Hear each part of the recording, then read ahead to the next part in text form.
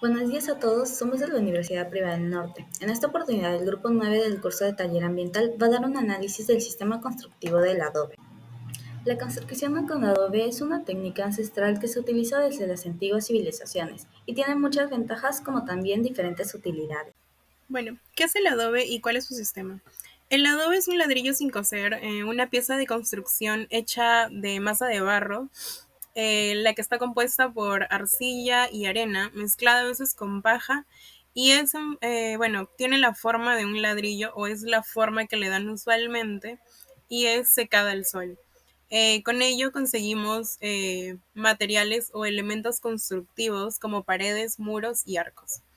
Ahora, el adobe como sistema, el adobe es un material de construcción de bajo costo y de fácil accesibilidad, ya que es elaborado por comunidades locales. Las estructuras de adobe son generalmente autoconstruidas porque la técnica constructiva que utilizan es de manera tradicional. Esto quiere decir que es una manera simple y no requiere un consumo adicional de energía. Su primera aparición fue en el octavo milenio antes de Cristo, en las construcciones preneolíticas. Estos son considerados adobes primitivos. Su primera fase fue alrededor del 6800 a.C., donde comenzaron a construirse casas redondas, llamándose así adobes arqueados. En su segunda fase, que fue alrededor del 6250, comenzaron a hacer casas rectangulares con paredes y pisos cubiertos por arcilla. A finales del quinto milenio, apareció en el norte de Mesopotamia, en el 2800, donde se comenzó a dar una forma más llana y geométrica. A principios del siglo XX se produjo el resurgimiento del adobe para la construcción, gracias al desarrollo de técnicas que facilitarían su uso. Hay dos arquitectos egipcios muy reconocidos. El primero es Imhotep, autor del complejo funerario conocido como la pirámide escalonada de Saqqara. Y el otro es Hassan Fati, quien fue un arquitecto que restableció el uso del adobe empleando los diseños y materiales antiguos. Uno de sus principales proyectos es la Casa Fati, ubicada en la costa del Mediterráneo de Egipto. Técnicas y primeros ejemplos. Bueno, el adobe es construido por los egipcios, por si no sabían un dato curioso. Era bastante resistente y seguían una serie de pasos para su construcción, para las tumbas o pirámides que ellos hacían. Como primer paso tenemos que ellos obtenían el agua de un estanque en grandes jarras. Como segundo paso, ellos recogían un limo del río Nilo. Este es como un material que era de barro o de restos de vegetales y esto se humedecía adecuadamente para mezclarlo con la paja o con arena. Y así ellos amasaban y conseguían una eh, combinación o una mezcla para el adobe. Esta mezcla se dejaba sumergido en agua por varios días y conseguían una mezcla más viscosa y consistente cuando se secaba el sol. Por cuarto paso tenemos que ellos metían esta masa o esta mezcla en moldes de madera y las dejaban secar al sol. Y por último paso, al secarse estas piezas, ellos las retiraban del molde y las unían con mezcla de adobe, arena, paja y agua, para así comenzar la construcción de los templos o pirámides o tumbas que necesitaban en ese entonces. Como ejemplos, tenemos obreros haciendo adobes en la primera imagen para el gobernador Rekin Mai. Luego para las pirámides de Saqqara. Y por último, en la ciudadela de Arjben. Los componentes del adobe. Esto se conforma de cuatro materiales básicos: arena, barro, paja y agua. En su principio se mezcla la arena y el barro, y posteriormente la paja, vertiendo pocas cantidades de agua para conseguir una mezcla homogénea. Esta se puede mezclar con las manos, con una pala o incluso con los pies, hasta conseguir la textura adecuada, para vertirlo a los moldes de ladrillo y así empezar su construcción. Continuaremos con el proceso constructivo del adobe. Necesitaremos una paja y una menor proporción de arena fina. Estos aditivos controlarán la microfisuración del mortero. Como primer paso tenemos que zarandear el suelo para eliminar las piedritas que hay, ¿no? Y luego mezclarlas con el agua y dejar que esto repose al menos por 2 días. Luego, como segundo paso, tenemos que agregar paja. Como tercer paso, mezclar la paja con el barro y así poder amasarlo bien para poder hacer adobes de prueba. Consiguiente a ello tenemos que meter el molde en agua para antes llenarlo de barro. Después espolvorearemos arena fina para que para que el molde de adobe no se termine pegando.